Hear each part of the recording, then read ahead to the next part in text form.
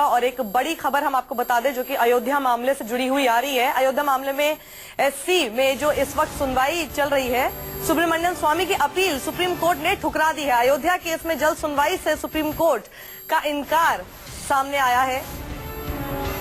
उन्होंने कहा है कि जल्द सुनवाई नहीं की जाएगी, यानी धीरे धीरे जैसे समय लगेगा उसी तरह से इसकी सुनवाई होगी, क्योंकि सुब्रमण्यम स्वामी की अपील ये थी कि इस मामले को जल्द से जल्द इसकी सुनवाई हो और जल्द से जल्द इस पे फैसला आ जाए।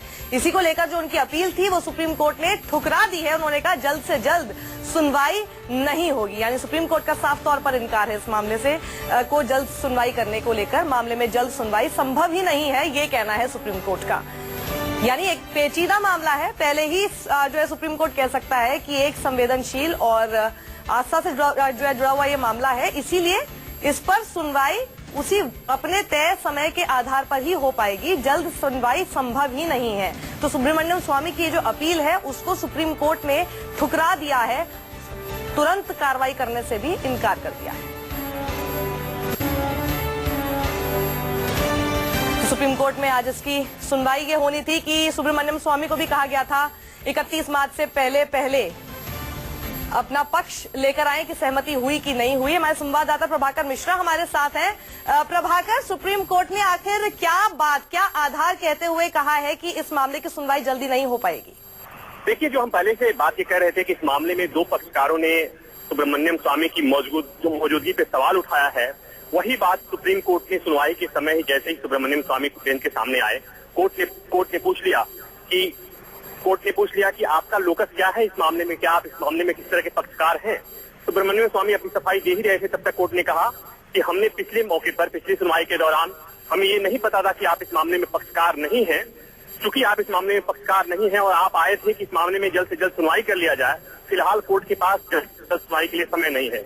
मतलब साफ है कि जो सुब्रमण्यम स्वामी ने मांग की थी कि अयोध्या मामले में शीघ्र सुनवाई किया जाए, कोर्ट ने उस मांग को खारिज कर दिया है। और जो पक्षकारों की जो जैसे कि हमने कहा कि जो इसमें मुख्य पक्षकारों की जो आपत्ति थी, कोर्ट ने कहीं न कहीं उसको भी कंसीडर किया है। बिल्कुल प्रभाकर, इसी से जुड़ा मेरा दूसरा सवाल है, क्या कोर्ट ने सुब्रमण्यम स्वामी को ये कहा है कि अब वो पक्षकार नहीं है, ये इनमें से किसी भी केस में पार्टी नहीं है? देखिए, जो पहली आपत्ति कोर्ट की थी वो यही थी कि चूंकि आप इस मामले में पक्षकार नहीं हैं और आप इस मामले में आए हैं, लिहाजा हम आपके इस मांग को नहीं मान सकते। और दूसरी बात ये कि कोर्ट ने उनकी जो ये मांग थी कि त्वरित सुनवाई की मांग, जो अर्ली हियरिंग की मांग थी, उसको कोर्ट ने खारिज कर दिया। तो प्रभाकर, आगे की किसी सुनवाई में सुब्रमण्यम स्वामी आ पाएंगे कि नहीं आ पाएंगे, क्योंकि अगर कोर्ट ने कह दिया कि आप पार्टी नहीं है? सुनवाई के समय वो आईए फाइल कर सकते हैं। इसके पहले भी उन्होंने आईए इंटरवेंशन एप्लीकेशन होता है, एक पक्षकार बनने का एप्लीकेशन होता है, वो उनके पास पूरा अधिकार होगा कि वो आएंगे, फाइल करेंगे, करके आ सकते हैं। लेकिन जो मौजूदा हालात हैं, जो मौजूदा स्थिति है, जहां पर अभी तक कोर्ट ने उनको रिकॉग्नाइज नहीं किया है पक्षकार के तौर पर, इसलिए फिलहाल कोर्ट ने उनकी बात को नहीं मानी है। यानी इस मामले में उनकी अपील नहीं सुनी जाएगी? ताकि इस मामले में अपील क्यों नहीं सुनी जाएगी? हाईकोर्ट ने एक फैसला दिया और उस हाईकोर्ट के फैसले पर सुप्रीम में मामला लंबित है। सुब्रमण्यम स्वामी की सामान्य सी मांग थी कि वो अपील लंबित है और उस मामले में सुप्रीम कोर्ट को जल्द सुनवाई कर लेना चाहिए।